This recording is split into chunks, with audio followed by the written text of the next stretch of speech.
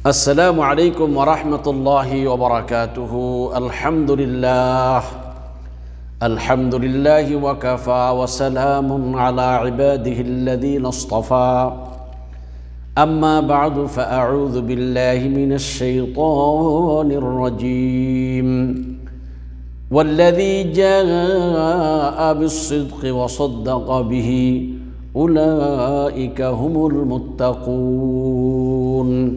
اللهم صل على محمد النبي الأمي وعلى آله وأصحابه أجمعين.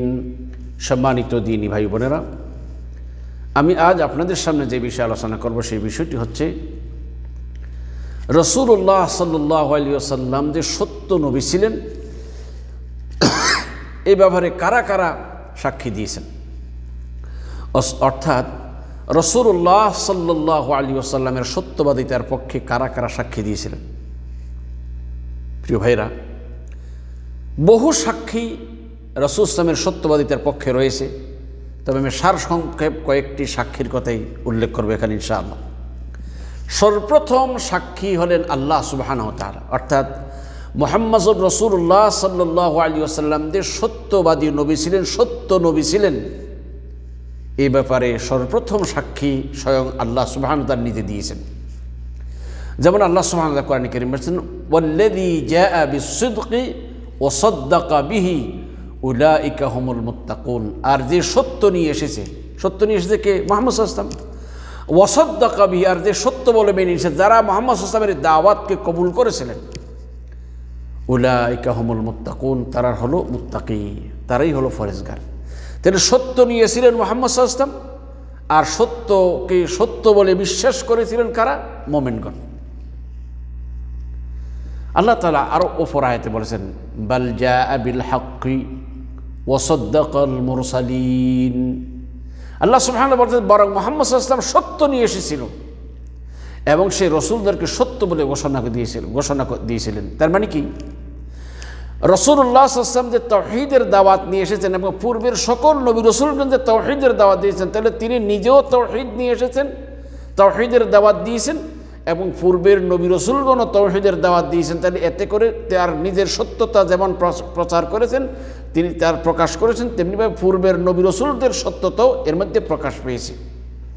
তাহলে আল্লাহ সুবহানাহু ওয়া তাআলা নিজে মুহাম্মদ সাল্লাল্লাহু আলাইহি ওয়াসাল্লাম সত্যবাদী হওয়ার, সত্য নবী হওয়ার এক প্রথম সাক্ষী। তাছাড়া আল্লাহ আরও নিজে সাক্ষী দিয়েছেন, মা দাল্লা সাহিবুকুম ওয়া মা গাওয়া। আল্লাহ নিজে মুহাম্মদ সাল্লাল্লাহু আলাইহি ওয়াসাল্লাম যে পথভ্রষ্ট নয়, পথহারা নয়, বিপদগামী নয়, আল্লাহ নিজে সাক্ষী দিলেন, মা দাল্লা সাহিবুকুম ওয়া মা গাওয়া ওয়া মা ইয়ানতিকু আনিল হাওয়া ইন হুয়া ইল্লা ওয়াহয়ুন ইউহা। আল্লাহ সুবহানাহু ওয়া তাআলা বলেছেন, তোমাদের সঙ্গী মুহাম্মদ রাসূলুল্লাহ সাল্লাল্লাহু আলাইহি ওয়াসাল্লাম পথভ্রষ্ট হয়নি এবং বিপদগামীও হয়নি। তাহলে আল্লাহ পাক বলছেন, আল্লাহ রাসূলের প্রশংসা করতেছেন যে আমার নবী তোমাদের সাথে পথভ্রষ্ট হয় নাই, বিপদগামী হয় না, পথ হারায়নি। আর ওয়া মা ইয়ানতিকু আনিল হাওয়া ইন হুয়া ইল্লা ওয়াহয়ুন ইউহা। আর আমার নবী নিজের মন গড়া মতো কোনো কথা বলে না, আমি যা তার ওহী প্রেরণ করি তাই সে বলে, নিজের থেকে কোনো কিছু বলে না। তাহলে প্রথম সাক্ষী আল্লাহ সুবহানাহু ওয়া তাআলা কিসের? মুহাম্মদ সাল্লাল্লাহু আলাইহি ওয়াসাল্লাম যে সত্য নবী ছিলেন এর পক্ষে আল্লাহ নিজে সাক্ষী দিলেন। 2 নম্বর সাক্ষী কুরাইশের লোকেরা। রাসূলুল্লাহ সাল্লাল্লাহু আলাইহি ওয়াসাল্লাম নবুয়তের ৪র্থ বৎসরে যখন আল্লাহর পক্ষ থেকে নির্দেশ হলো যে সকলকে দাওয়াত দেওয়ার জন্য, খোলা ময়দানে সকলকে দাওয়াত দেওয়ার যখন নির্দেশ হলো, রাসূলুল্লাহ সাল্লাল্লাহু আলাইহি ওয়াসাল্লাম তার সকল নিকটতম আত্মীয়দের, আরও এলাকার সকল গোত্রের লোকদেরকে সাফা পাহাড়ে নিয়ে একত্রিত করলেন। সবাই একত্রিত হলো। রাসূলুল্লাহ সাল্লাল্লাহু আলাইহি ওয়াসাল্লাম তাদের কাছে আগে একটা ইন্টারভিউ নিলেন, তাদের মনোভাবটা যাচাই করলেন। কি বললেন? আরাআইতুম লাউ আখবারতুকুম আন্না খালফা হাযাল জাবালি খায়রান তুরিদু আন তুগীরা আলাইকুম।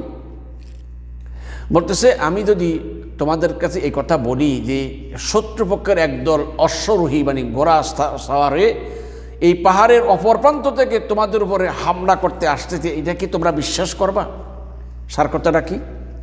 রাসূলুল্লাহ সাল্লাল্লাহু আলাইহি ওয়াসাল্লাম এই উপস্থিত সকল লোকদের সামনে এ কথা বললেন যে আমি যদি বলি যে একদল শত্রুপক্ষ তার ঘোড়ার উপর সাওয়ার হয়ে এই পাহাড়ের অপর প্রান্ত থেকে তোমাদের উপর হামলা করার জন্য আসতেছে, তোমরা কি এটা বিশ্বাস করবা?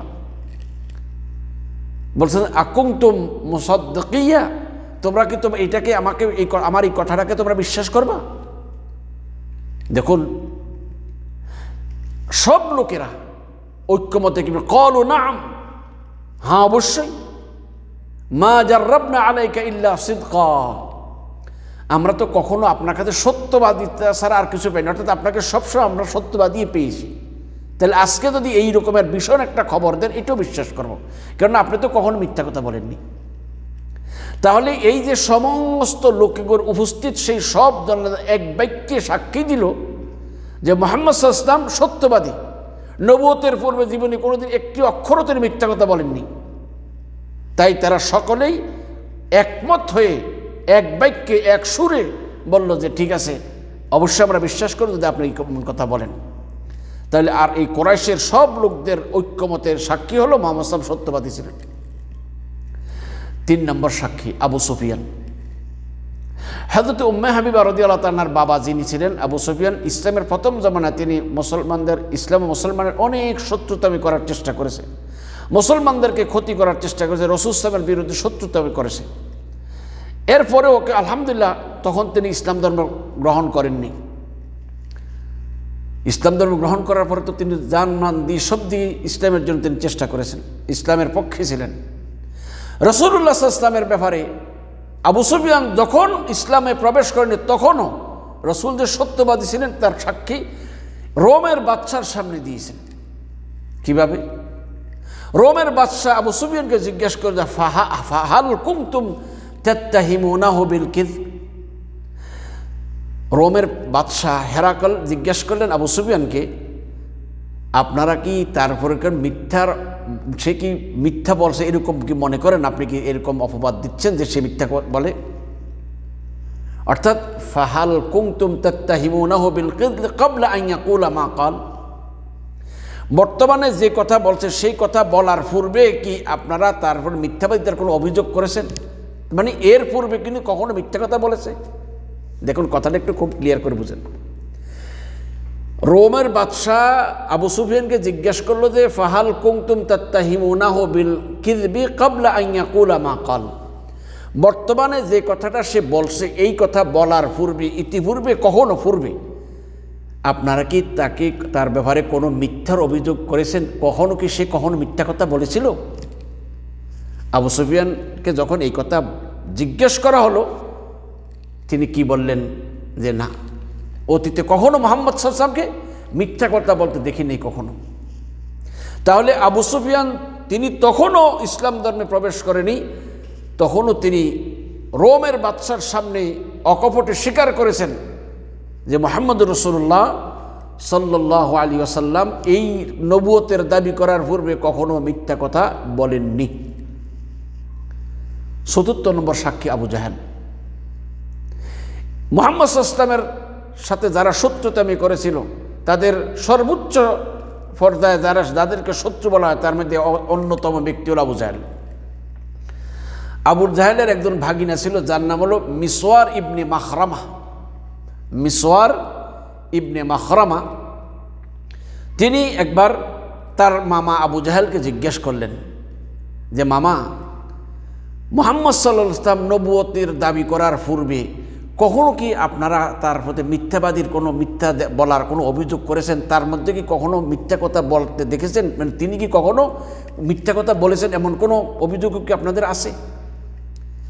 উত্তরে আবু জাহেল কি বললেন যে আল্লাহর কসম, মুহাম্মদ তো আমাদের মধ্যে সেই যুবক যাকে আল আমিন বলে ডাকা হতো, as-সাদিকুল আমিন যাকে বলা হতো, কখনো আমরা তার কাছে মিথ্যা দেখিনি। তাহলে আবু জাহেল তার আপন ভাগিনার কাছে মিসওয়ার ইবনে মাখরামার কাছে বলল যে আমি মুহাম্মদ সাল্লাল্লাহু আলাইহি ওয়াসাল্লামকে নবুয়তের দাবি করার পূর্বে কখনো মিথ্যা কথা বলতে দেখি নাই, বরং আমরা তাকে আল আমিন বলে বা সমাজে তাকে আল আমিন বলে ডাকা হতো। তাহলে শত্রু যখন আপনার সত্যবাদিতার সাক্ষী দেয় তাহলে আর কি দরকার? আবু জাহেল নিজে সাক্ষী দিল যে মুহাম্মদ সাল্লাল্লাহু আলাইহি ওয়াসাল্লাম কখনো মিথ্যা বলেনি।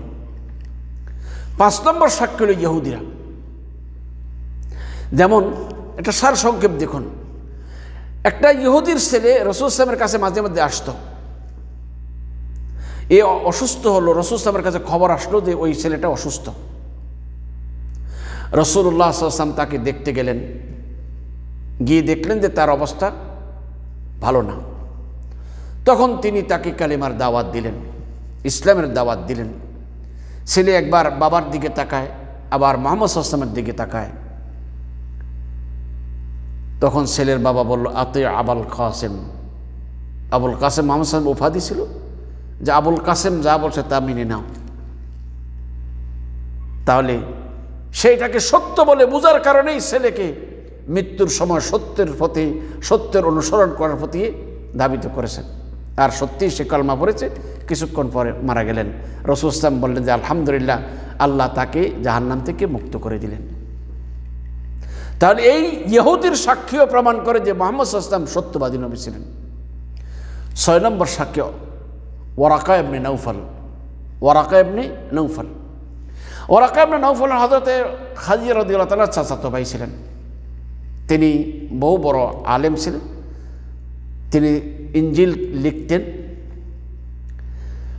রাসূলুল্লাহ সাল্লাল্লাহু আলাইহি ওয়াসাল্লামের প্রথম যখন ওহী নাজিল হওয়া শুরু হলো, রাসূল সাল্লাল্লাহু আলাইহি ওয়াসাল্লাম ভয়ে কাঁপতেছিলেন। হযরত খাদিজা রাদিয়াল্লাহু তাআলা তাকে সান্ত্বনা দিলেন। তারপর ভাবলেন যে ওরাকা ইবনে নওফল যেহেতু প্রবীণ মানুষ, অনেক বয়স্ক লোক, তার অনেক অভিজ্ঞতা আছে। রাসূলুল্লাহ সাল্লাল্লাহু আলাইহি ওয়াসাল্লামকে নিয়ে হযরত খাদিজা রাদিয়াল্লাহু তাআলা ওরাকা ইবনে নওফলের কাছে গেলেন, গিয়ে বললেন যে এ কি বলে শুনুন তো। রাসূলুল্লাহ সাল্লাল্লাহু আলাইহি ওয়াসাল্লাম সেই সব বৃত্তান্ত যখন বললেন, তখন তিনি বললেন যে এটা হলো সেই বাণীবাহক যিনি মূসা ইসলামের নিকট, অর্থাৎ ওরাকা ইবনে নওফল বুঝে ফেলেছেন যে ইনি জিবরাইল, বলেন ইনি সেই ব্যক্তি, সেই বাণীবাহক যাকে আল্লাহ সুবহানাহু ওয়া তাআলা মূসা আলাইহিস সালামের নিকটে প্রেরণ করেছেন। তখন ওরাকা ইবনে নওফল কি বললেন, আফসোস, আমি যদি সেদিন জীবিত থাকতাম যেদিন তোমার কওম তোমাকে বহিষ্কার করবে। আশ্চর্য কথা, ওরাকা ইবনে নওফল ওটা অগ্রিম বলে ফেললেন, কারণ ওরাকা ইবনে নওফল বুঝে ফেললেন যে ইনি সেই সত্যবাদীর শেষ নবী। রাসূলুল্লাহ সাল্লাল্লাহু আলাইহি ওয়াসাল্লাম বললেন, তারা কি আমাকে বের করে দিবে মক্কা থেকে? বল হ্যাঁ। তার মানে যখনই কেউ ওহী নিয়ে আসতো, তখনই যেই এই দুনিয়াতে ওহী নিয়ে আসছে তাকেই তার লোকেরা দেশান্তর করে দিয়েছে, তোমাকেও একদিন দেশান্তর করে। তবে ওরাকা ইবনে নওফল বলেছে, আমি যদি তখন থাকি তোমাকে জোরালোভাবে সাহায্য করব। তাইলে ওরাকা ইবনে নওফলের সাক্ষী প্রমাণ করে যে মুহাম্মদুর রাসূলুল্লাহ সাল্লাল্লাহু আলাইহি ওয়াসাল্লাম সত্যবাদী নবী ছিলেন। 7 নম্বর দলিল, রাসূলুল্লাহ সাল্লাল্লাহু আলাইহি ওয়াসাল্লাম সত্যবাদী নবী হওয়ার জন্য বর্তমান বিজ্ঞান সাক্ষী। রাসূলুল্লাহ সাল্লাল্লাহু আলাইহি ওয়াসাল্লামের জামানায়, রাসূল সাল্লাল্লাহু যে জামানায় এসেছিলেন, যে জামানায় রাসূল সাল্লাল্লাহু উপর কোরআন নাজিল হয়েছিল, সেই জামানায় বর্তমান যে আধুনিক বিজ্ঞানের কোনো ছোঁয়াও ছিল না। 1400 বছর আগে মায়ের গর্ভের সন্তানের পরিবর্তন সম্পর্কে কোরআনের মাধ্যমে রাসূল সাল্লাল্লাহু যে থিওরি দিয়েছিলেন, আল্লাহ সুবহানাহু ওয়া তাআলা যে থিওরি রাসূলের মাধ্যমে কোরআনে দিয়েছিলেন, এই থিওরি আজ 1400 বছর পরে বিজ্ঞানের উন্নতির যখন উচ্চ চূড়ায় পৌঁছেছে, তখন এসে প্রমাণ হয়েছে যে বাচ্চা মায়ের গর্ভে প্রতি 40 দিন পরে এটা পরিবর্তন হয়। শুক্রকীটটা 40 দিন পরে এটা রক্তের শাখা হয়, এভাবে আস্তে আস্তে এটা বিভিন্ন পরিবর্তন হতে একটা মানুষের রূপ ধারণ করে। এই কথাটা কোনো ব্যক্তির পক্ষে সম্ভব নয়, ওই ব্যক্তির পক্ষে সম্ভব নয় যে বিজ্ঞানের কোথাও বিজ্ঞানাগারে লেখাপড়া করেনি। তাহলে বুঝতে হবে 1400 বছর পরে বিজ্ঞানের উন্নতিতে যখন উচ্চ শিখরে পৌঁছেছে, তখন যখন এটা প্রমাণ হয় যে 1400 বছর আগে রাসূল সাল্লাল্লাহু যে কথা আল্লাহ পাক কোরআনের মাধ্যমে রাসূলের মাধ্যমে যে কথা বলেছেন, তাহলে এই কথাগুলো সত্য ছিল। তাইলে বিশ্বনবী মিথ্যা নবী ছিলেন না, তিনি সত্যবাদী ছিলেন। এছাড়াও আরো বহু সাক্ষী পৃথিবীতে রয়েছে যে মুহাম্মদুর রাসূলুল্লাহ সাল্লাল্লাহু আলাইহি ওয়াসাল্লাম সত্যবাদী নবী ছিলেন। প্রিয় ভাইরা, আসুন, আমি আর দীর্ঘায়িত করতে চাচ্ছি না, আল্লাহর কাছে প্রার্থনা করি আল্লাহ যেন সত্য নবীর অনুসরণ করে আমরাও যেন সত্যবাদীর কাতারে দাঁড়াতে পারি, সেই তৌফিক যেন আল্লাহ আমাদের দান করেন। এই বলে আজকের এই প্রোগ্রাম এখানে শেষ করলাম। ওয়া আখিরু দাওয়ানা আনিল হামদুলিল্লাহি রাব্বিল আলামিন। আসসালামু আলাইকুম ওয়া রাহমাতুল্লাহি ওয়া বারাকাতুহু।